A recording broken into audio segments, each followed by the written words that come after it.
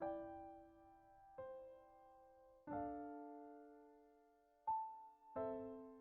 afternoon and welcome to the September 21st, 2021 meeting of the Santa Barbara Ordinance Committee. Ms. Pereira, would you take the roll, please?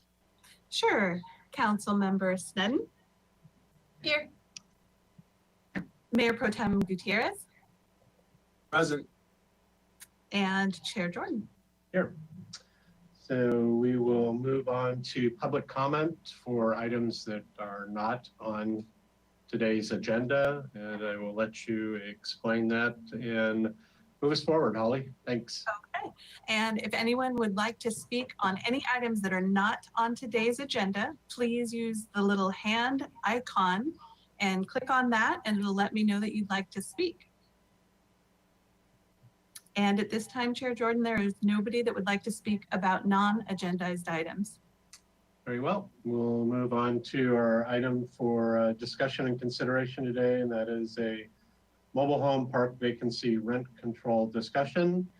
And welcome, Mr. Colon. Yep.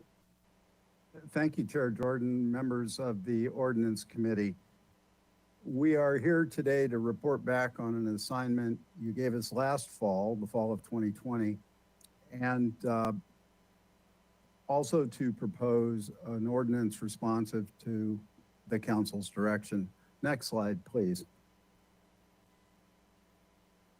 I want to keep the presentation brief so that there's ample time for public comment and debate.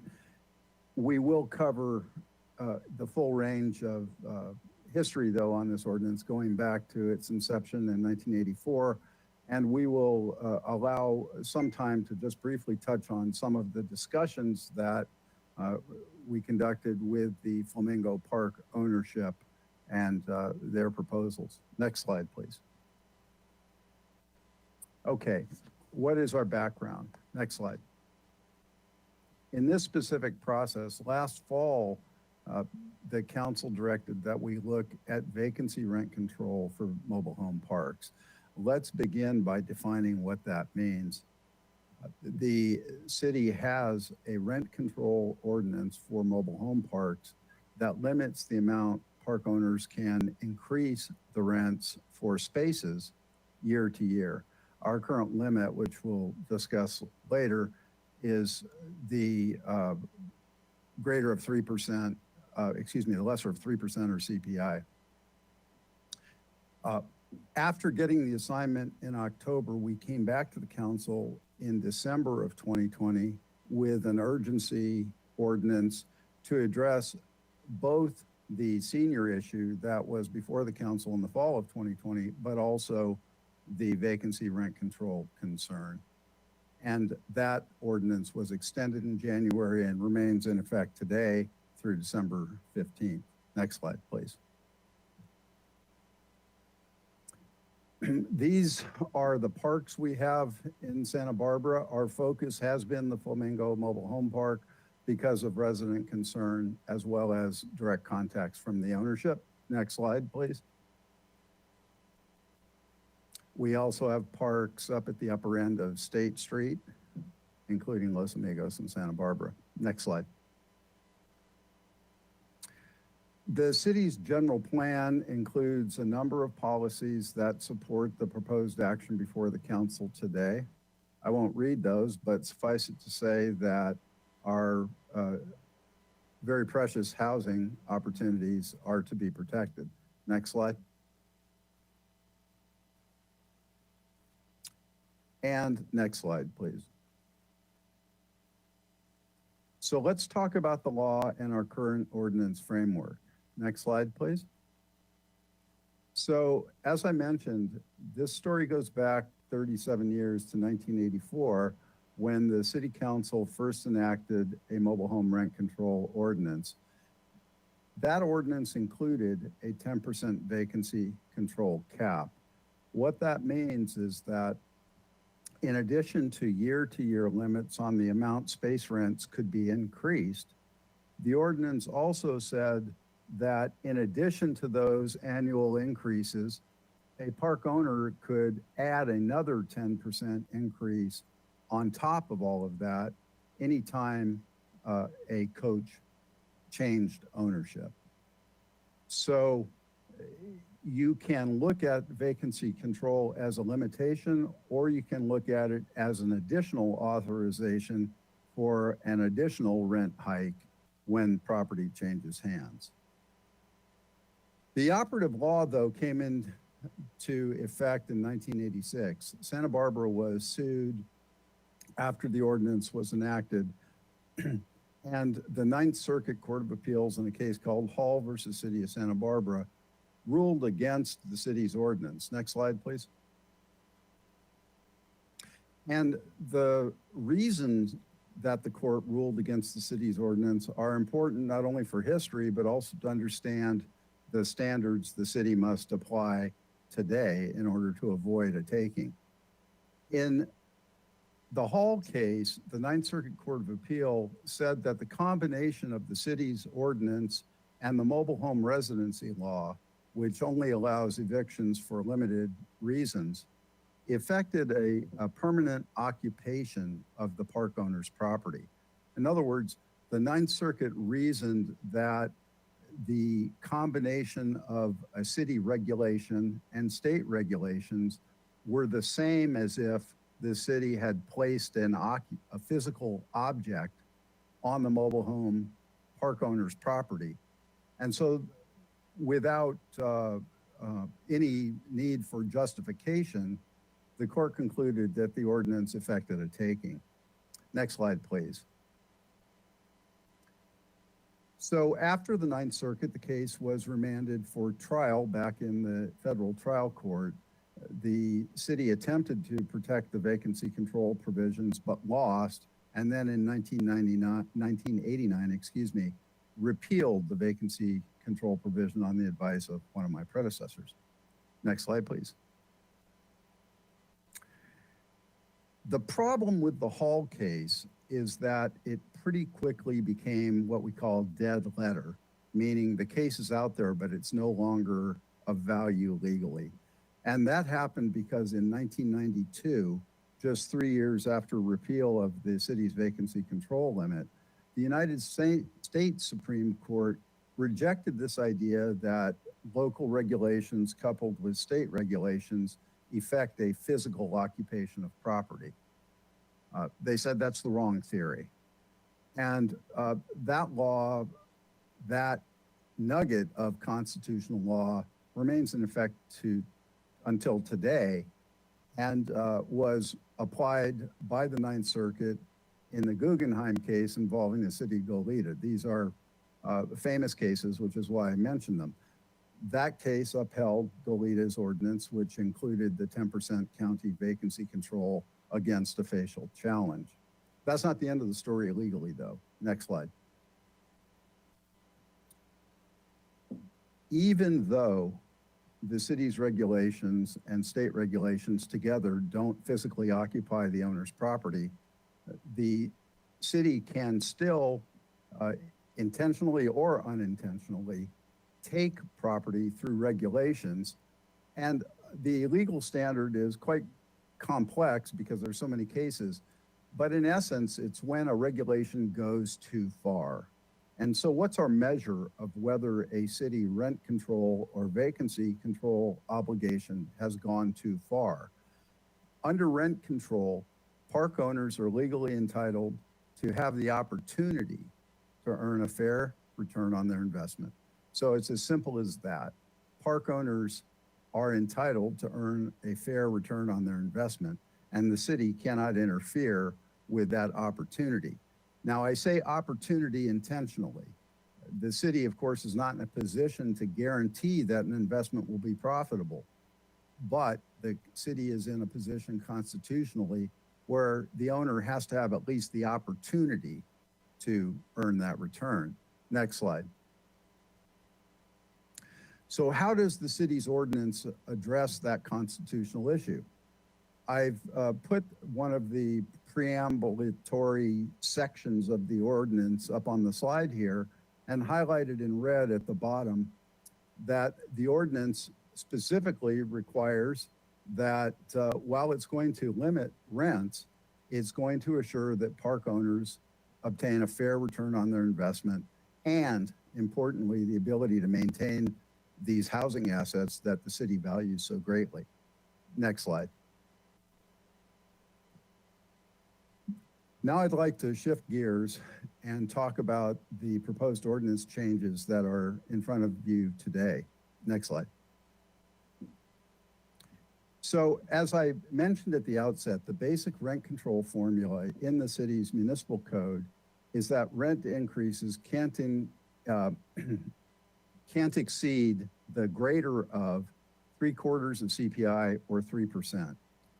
As we know, for many years, the consumer price index has been very low, so that in many years, the 3% cap is probably the greater of those two numbers. This formula has been in place since 1984. Next slide. I tried to do a little bit of comparison shopping on vacancy control caps. The committee will recall that during council's discussion last year, public comment and the council noted that the county's rent control ordinance for mobile homes includes a 10% vacancy control cap. So admittedly, we started with that as a kind of benchmark. What I found is cities running the full gamut from frankly 0 up to 15%. Next slide, please. Another important fact that arose after this assignment came to us is the state legislature's extension of the Tenant Protection Act to mobile home residencies. So regardless of the city's ordinance, there is now a statewide annual rent cap on mobile homes that limits increases to 3% plus CPI with an overall cap of 5%. The way this state law works is that so long as the city's ordinance is more restrictive, it will prevail. And given the 3/4 of CPI and 3% caps in the city ordinance, it's my opinion that when the extension of the Tenant Protection Act becomes effective in February of next year, the city's rent control ordinance will still be effective. Now, the state law that was just amended in July of this year, and let me give you the citation because it's buried in a footnote in the report. I'm referring to Assembly Bill 978, which was filed with the Secretary of State on July 23rd. This new state law does not include vacancy control, but it does allow the city to enact vacancy control ordinances. Next slide, please. I mentioned comparable caps. One of the most persuasive bits of research that I came up with was the realization that the city's original 1984 ordinance had a 10% cap. Next slide, please. So our proposal is for a 10% cap, which is precisely what the original ordinance intended before the later abrogated Hall case ruling. Next slide. Pardon me. Now, there's an additional amendment that we are proposing that goes to the owner's right to obtain a fair return or the opportunity to obtain a fair return on their investment. Pardon me, I need a sip of water.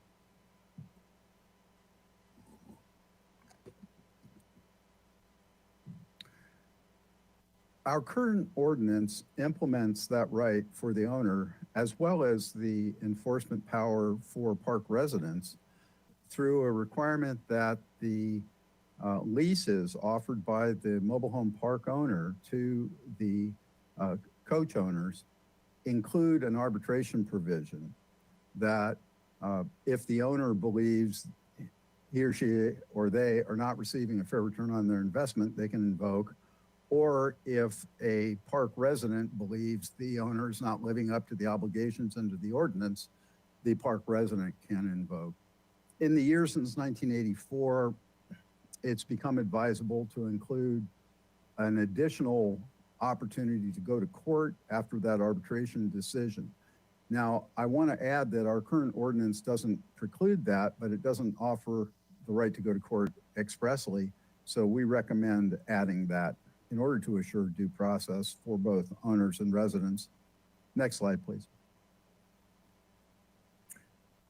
I mentioned at the outset that the council had asked us to meet directly with the Flamingo Park owners. We did that, and they raised a couple of interesting ideas, and I think they did so in good faith. I'm not going to comment on them extensively. I assume they're in attendance and they can, but I would like to present them. Next slide, please. So, in essence, the park ownership proposals recognize that there's a relationship between the rent control cap and the vacancy control cap, at least as far as they are concerned economically. Both of those numbers affect the so-called bottom line in somewhat different ways. So the Flamingo management proposals addressed that relationship between rent control and vacancy control. Next slide. So the first proposal asks for an increase in the annual rent control cap and then offers in exchange to preserve the original purchase value of the park residents' homes. Unfortunately, that will not preserve any appreciated value that those homes may have. So the initial proposal from the park ownership would not provide anything like a comparable alternative economically for the park residents. Next slide. Secondly, you can see with the second proposal from Flamingo, they would be asking for really substantial, as in doubling the annual rent control cap, as well as a vacancy control cap of 20%. Those numbers may be justified in order to assure a fair return on investment, but that process has not happened. And so in the absence of some factual demonstration by the park ownership that these kinds of percentage increases are necessary to assure a fair return on investment, we're not really in a position to evaluate them. Next slide, please. I would be very happy to answer questions should the committee have any. Thank you. Thank you, Mr. Kalan. So questions from the committee members?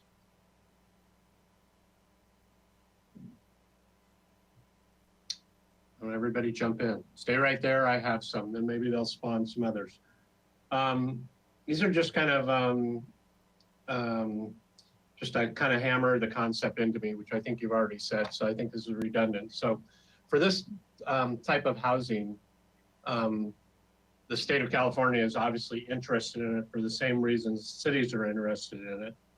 And so part of that dynamic is, in my words, protection. And the other half of that dynamic is a fair investment return.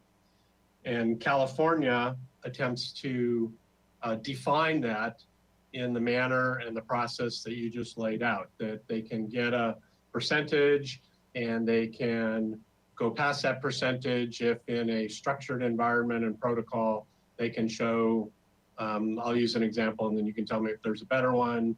The entire park had to be re-asphalted all at once and it was a huge capital expense. So I would draw a similarity to like a homeowners association, and some deferred maintenance catches up and that needs to be spread out equally among the units. And is that a kind of a fair description of the relationship of this type of housing in the state of California? Chair Jordan, that's an excellent description. I would like to add that our ordinance, the city's ordinance, captures the preservation motive of the city council by specifically allowing not only for fair return on investment, but funding necessary to maintain the park through capital improvements such as you mentioned. And part of the rub in this particular case is the state gets in the business of determining what fair is, right? No. No? No, and that's the courts do. Okay, But that is part of why I included the attachment in the report that shows the math our ordinance requires an arbitrator to consider in determining fair return. I And want then- to emphasize the maintenance aspect of it, though, because it is consistent with another purpose of the ordinance and as I understand it, the council's direction, and that is preservation of this housing. The point of doing this kind of ordinance is not to drive anyone out of business, rather the alternative, to keep them in business and to keep the parks in good condition. okay, fair enough. And then when somebody goes out and buys a mobile home park, this would hopefully be a known dynamic. But is there any way that the expense of buying a mobile home park or the cost of financing somehow gets wrapped into this in excess of 3% capital or fair return math? I'm not sure. I want to call out a section of the ordinance that we haven't had occasion to apply. And in those lease provisions, which I provided as attachment 2 on page 2 of attachment 2 in your report, our current law says this: the arbitrator shall not consider changes in operating or other expenses caused by the park owner's refinancing of the park occurring after the date of adoption of this chapter, except where the refinancing is both reasonable and necessary to make capital improvements or as a result of prior financial commitments. So to answer candidly, I think we have an open question about whether a new purchaser can take advantage of overpayment for a park that's subject to rent control. Okay. And then back in those sections in attachment 1 and 2, I think 1 is the ordinance. So we have an ordinance potentially, eventually, and somebody doesn't comply with it. What is the path for remedy? So you have a low income or dual low income senior who thinks the ordinance is not being adhered to. What is their pathway? How do they remedy that rather than just get intimidated by wherever they're at and what they're supposed to do? How does this help? Their rental agreement provides them the opportunity to request arbitration. That arbitration is paid for upfront by the owner. The owner can collect the costs of that arbitration as part of the approved return on their investment in the park. So there's a relatively straightforward remedy for the park residents and the owner. We're complicating that somewhat by allowing the opportunity to go to court, but that's something that we need to do.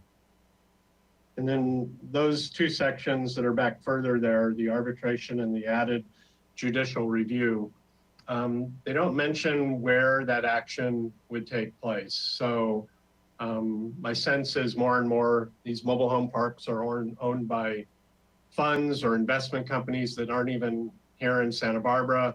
They're somewhere else, might be in another state.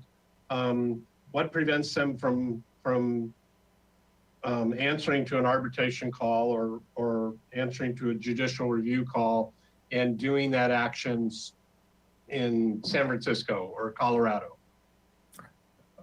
Normal rules of venue for litigation should prevent that. We could include a specific venue requirement if we wished. I should add that most of the litigation action on these kinds of cases nowadays is in federal court. because the body of law compelling an owner to go through state court has been weakened somewhat. So as a practical matter, we would be in the Central District in Los Angeles.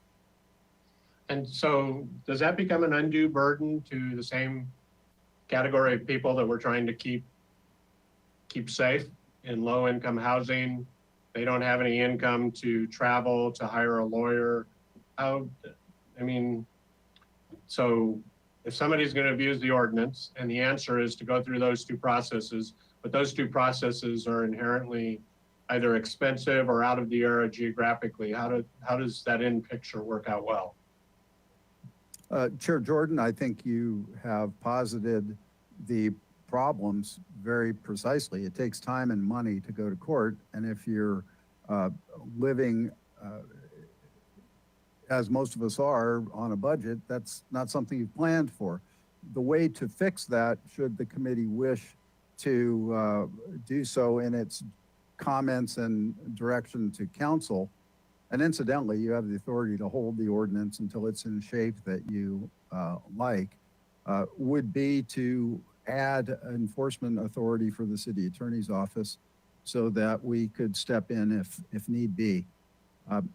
You have touched on, and with your permission, I'd like to comment on the latest communication I've seen from the park. Okay.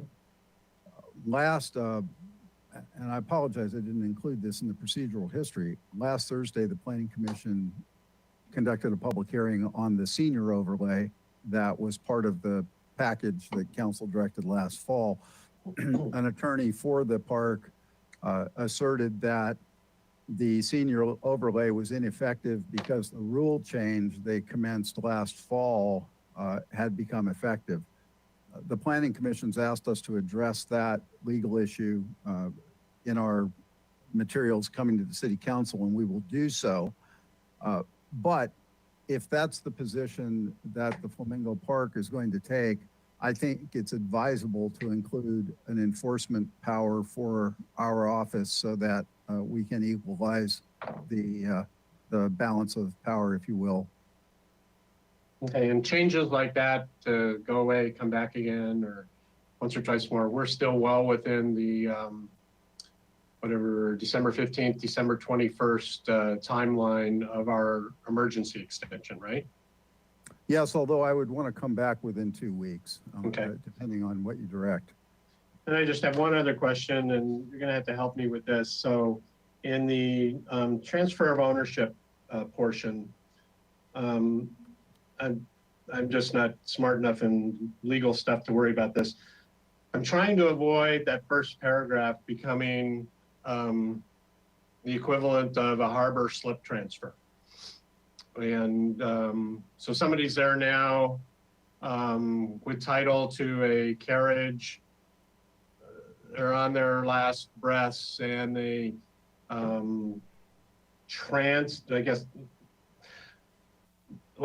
guess a transfer, or they add, not transfer. So they add somebody to the ownership of a carriage, or at some point an older person adds a younger person, so that when the older person dies, there is no transfer. So that's one thing I can think of. The other thing is if you have an estate that gains ownership of that, and the estate wants to continue renting it without the potential of the 10% vacancy increase. Are there things there that should be worried about, or have you thought of everything and every possible combination of things to resolve those kind of things? No, we have not. And the reason we have not is that those subjects are governed by the state mobile home residency law. I would be happy to report back on what the effect of that attempted transfer is, if you would like. But there is a backstop there that protects both parties, right? Yes, and you see it referenced in the section you're referring to, which is 2608060 on page 5, where we've made an allowance so that if, for example, someone dies and the coach is abandoned, the park owner is relieved of the vacancy control cap. That's a basic effort at equity for the park owner, given they have frankly a problem to deal with when that situation occurs. Perfect. Thank you. Ms. Snedden, I see you lining up. Have at it. Thank you. So a little bit of a follow up on similar questions about subletting. I'm just thinking you have the parcel owner and then you have the owner of the carriage, I guess is the term. And then if either owner wants to sublet, so say you own the carriage and you're subletting, how does the rent increases apply there? And then a follow up to that question, if the carriage itself is replaced and updated. I mean, I know in the agenda report it says that rarely happens. It doesn't happen very much, but it must happen sometimes. And if a new carriage is brought on, but you have the same renters, say, subletting from someone else who owns it, how does then the purchaser of that carriage recoup their investment or up the rent then? Or if you could just talk about. Sure. The park owner is protected from perpetual succession of a coach by 260840E as in Edward. That states that each lease has to include a provision that the lease is not assignable without the consent of the owner. So the owner is fully protected under our ordinance from that situation. And then what about if the carriage is replaced for new? Is there any provision for increased rents, or does that still stay the same? I mean, in an extreme case, one's falling apart and it has to be replaced. Under the city's ordinance, replacement of a coach is not grounds for a rent increase. Okay, thank you. So that's covered. That's covered, that's not a way to drive rent up. Absent a transfer of ownership, yes. Okay. So if I live there now and I want to upgrade my home, I'm able to do that consistent with the park rules. Okay, thank you. And then something you said gave me pause when you said, which I would recommend adding the enforcement authority. Does that really need to be stated? I mean, do you not have enforcement authority on any of our ordinances? I don't. Thank you for asking. This ordinance really depended on private arbitration between the park owners and park residents, not unlike the city's view preservation ordinance that creates the rules, but then leaves it to private enforcement. And again, if we are going to be I'm assuming based on the correspondence the Planning Commission received last week, that our office is going to be called upon to enforce your urgency ordinance from last year. Yeah. The park has explicitly stated that they are not a senior park, that they will not abide by that ordinance. So I assume we'll be in court if they don't change their mind. I would like to see that power clear in this ordinance if you are concerned about the balance of power. Okay, I'd like to see that as well when we get to deliberations. Thank you. Thank you. Any other questions from anybody? Okay, thank you, Mr. Kalan. We'll go to public comment then. I'll invite Holly back on and ask you to walk through those people in the waiting room who must be here to comment. Thanks. Okay, and if anybody would like to speak, go ahead and click on the hand icon and that will indicate to me that you'd like to speak. And Chair Jordan, the first speaker is Mary Spalding. Mary Spalding, if you'd like to go ahead and unmute yourself, you're welcome to speak. Yes, I'm asking that you protect the rent control ordinance for Flamingo Park to protect the low-income seniors, many of whom have lived and worked in Santa Barbara for 50 years. Thank you. Thank you. Next speaker, please. And the next speaker is Sharon Nelson. Sharon Nielsen, pardon me. Sharon, you're welcome to go ahead and speak. Hi, yes, oops, there you go. I want to thank you all for considering this today, and also for bringing up some of the points that do concern us, one of which was the path of remedy, because that's something of great concern to us right now when it comes to the owner-occupied issue. What path of remedy are we going to have when Assembly Bill 861 passes and the park owners and homeowners are all supposed to be governed by the same park rule as to whether we're owner occupied or not, because that's not happening now.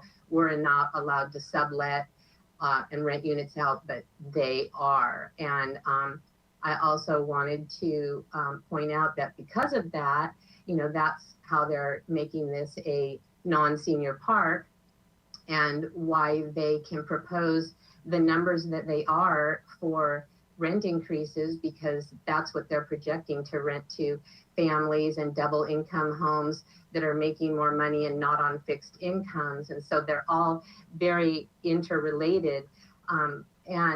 So, you know, I understand that the vacancy rent control issue is being looked at in terms of their ability to make a fair, you know, return on their investment, but I don't want it to be forgotten that vacancy rent control has a direct impact on the homeowner's value too, that being roughly, I think, recognized in the industry as for every $100 the rent going up, the property value to the homeowner goes down by $100,000. So we're talking big money to people who are on fixed incomes. I have more to say, but I've run out of time. So thank you very much for really trying to think of everything. Thank you. Thank you. Next speaker. If anyone else would like to speak, please go ahead and click the hand icon. Okay, it looks like we do have a couple more speakers. The next is Dan Viano. Dan Viano, go ahead and unmute your mic, and you're welcome to speak. Dan Viano, or Okay. there you go. I'm unmuted. Hello, committee members. Good afternoon. Yes, I'm a resident at Flamingo, and you know, I'm just surprised that we have blinders on. The county of Santa Barbara, which is just up the street from us, has at least a dozen homes, mobile home parks in Santa Barbara, and many dozen more all the way through Santa Maria. And those residents have had this protection for, you know, 20, 40, 50 years. I don't know how long, what we're talking about today.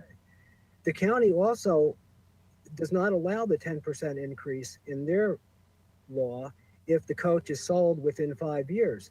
Meaning if I sold my home in 2 years, the owner does not get a windfall 10% bump if I lived in the county. So, you know, I understand you're struggling with this decision, but remember, there's 50 or more mobile home parks between here and Santa Maria, a dozen just up the street, just outside of our borders. And it's a shame we're in this position. We remember we are equal partners with the park owner. They paid about $100,000 per space on their recent purchase, and they therefore determined what their market value is. They thought each space was worth $100 grand or $7 million for the park. To put my home on a space, I got to spend $100,000 to $200,000. That's what's happening right now. We are more than equal partners as far as the investment. And I would hope you guys can understand that. And when they talk about a return that Mr. Colon pointed out, they want 20%. You can't even get 0.1% return in the bank. That's why they're buying these golden gooses. They think a mobile home park has an unlimited return. That is ridiculous.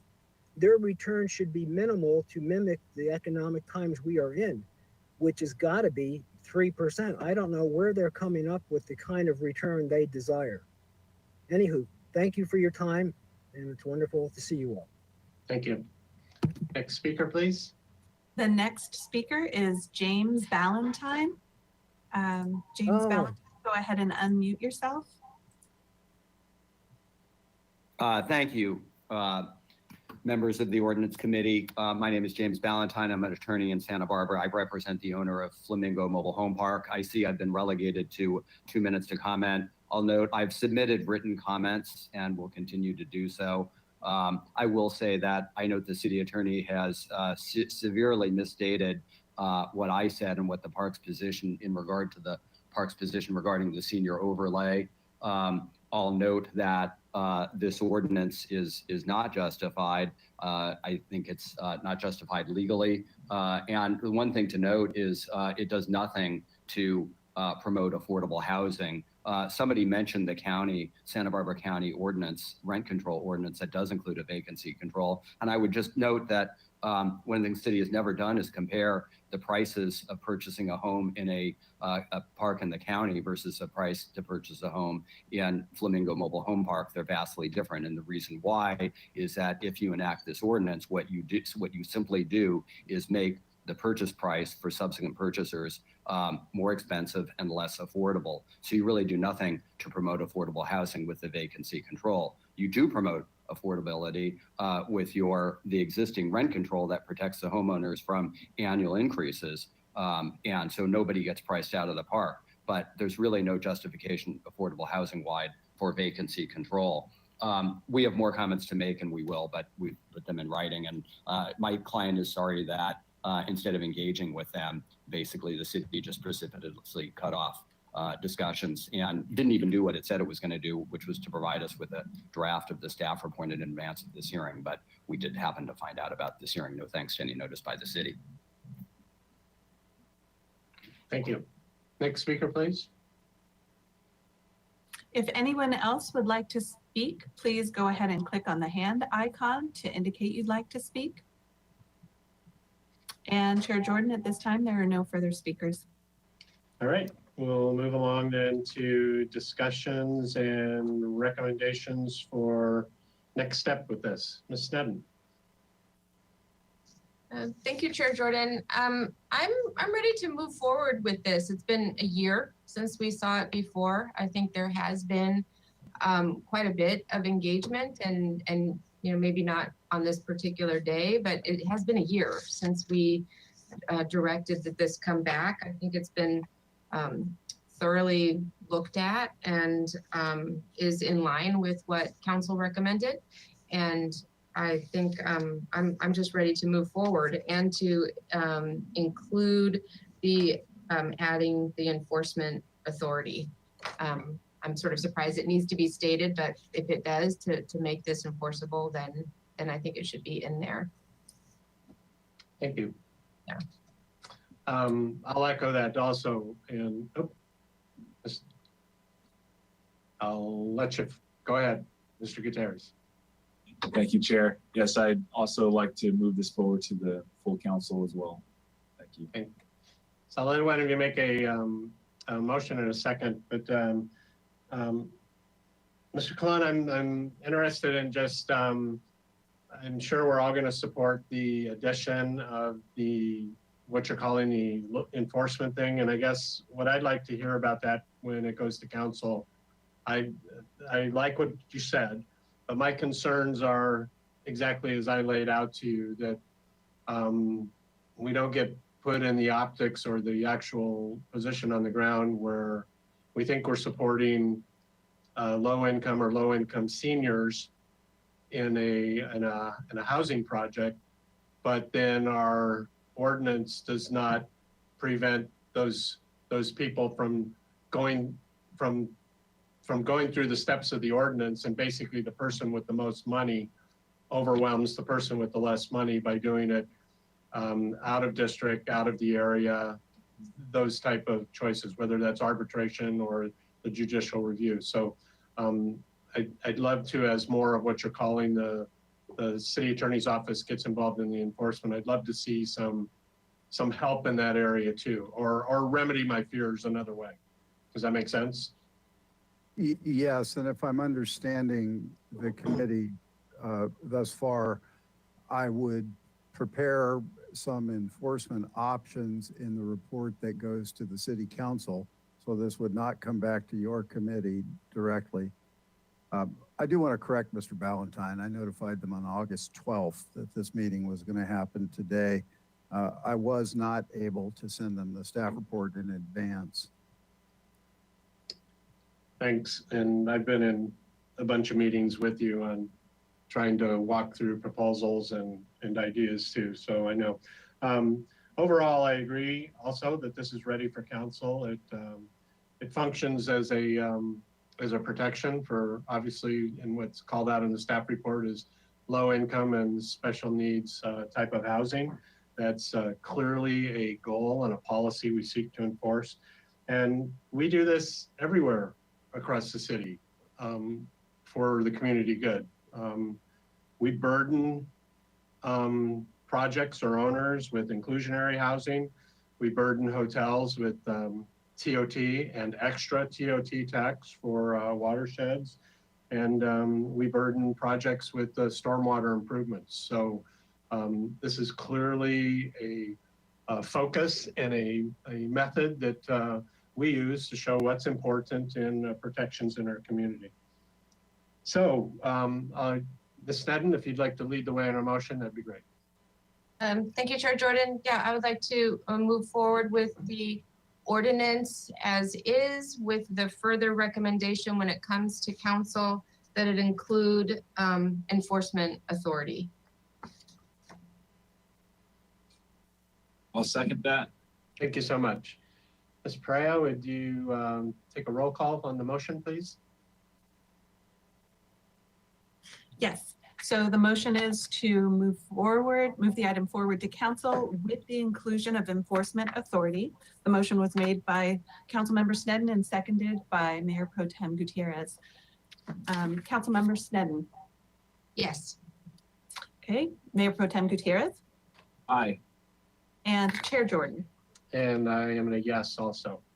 So thank you so much. And I would, I think not necessarily known to the rest, I would like to thank the City Attorney's Office. I was present in at least 3 or 4 meetings between now and in the past when we last met to make a good faith effort to hear some alternative ideas on how this would work and what the numbers would look like. So I know that that there have been opportunities to hear alternatives, and we've considered them, and I think we've clearly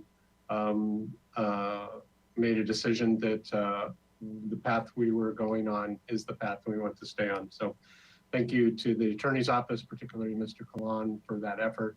And we will then be adjourned and see you all for the 2 o'clock council meeting. Thanks.